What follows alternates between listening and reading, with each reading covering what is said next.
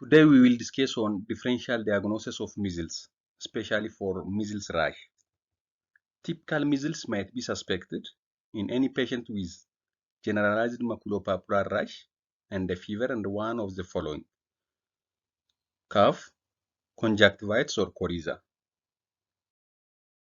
7 to 14 days after infection, a child with measles starts to have fever, cough, runny nose, red and watery eyes. Then 3 to 5 days later, rash spreads downward from the scalp. So initially, for the first 2-3 days, it is difficult to differentiate measles from other acute febrile illness. Then, around the 3rd to 5th day, when the rash starts, it is easy to diagnose measles. However, still there are differential diagnoses for measles. From this, the first is rubella or German measles. In this case, rubella is a mild course with few or no constitutional symptoms. There is enlarged and tender post-auricular and suboccipital lymph nodes, which is not common in measles. Low-grade fever, unusual absence of a recognizable prodrome. There is no prodromal fever, vomiting, cough. It is short durated and absence of Koplik spots. The second is roseola infantum. This affects young children, mostly less than 3 years. It is caused by human herpes virus 6, and there is abrupt high fever.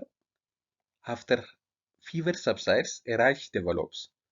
So this is not like that of measles. In measles, there is rash with fever, but this one, fever subsides when the rash starts. Skin rash similar to measles, but seldom seen in children over the age of 3 years. It's a disease of less than 3 years. The third one is drug rash. In this case, there is history of drug intake or drug ingestion, and rash resembles that of measles, but absence of typical prodromal symptom is there. Absence of severe cough and no typical cephalocaudal rash progression is seen in the case of drug rash, and prominent involvement of palms and the soles. Whereas in measles, palm and the sole involvement is so rare. The fourth one is scarlet fever. In this case, principally there is signs and symptoms of sore throat or pharyngitis, absence of Koplik spots, and the cough is not severe and no conjunctivitis. The rash is fine, goes flesh or sandpaper-like and not characterized by hand to feet progression as of measles. And on laboratory, there is high WBC count and also white or red strawberry tongue on examination of the mouth. The fifth one is erythema infectiosum or fifth disease. Symptoms of mild respiratory tract infections is there. In the case of erythema infectiosum, the rash is especially it is said to have a slappery cheek appearance.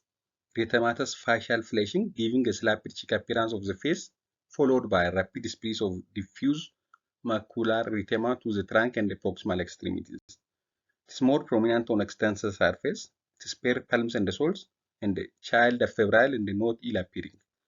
In the case of measles, the child is febrile and ill. One is infectious mononucleosis. In this case, there is pharyngitis, lymphadenopathy, splenomegaly, atypical lymphocytosis on CBC and the morphology, and the rash is not typical for that of measles. The other is enteroviral infection, especially those that cause hand, foot, mouth disease, fever, malaise, sore throat, coryza, mild or minimal conjunctivitis, and cervical lymphadenopathy, non-specific exanthems, and the rash that is mainly located at around foot, hand, and the mouth.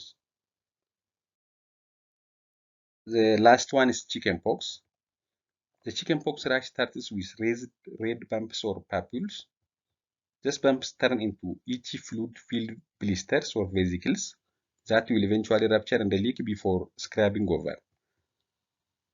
In the case of measles, the rash appears as flat red spots.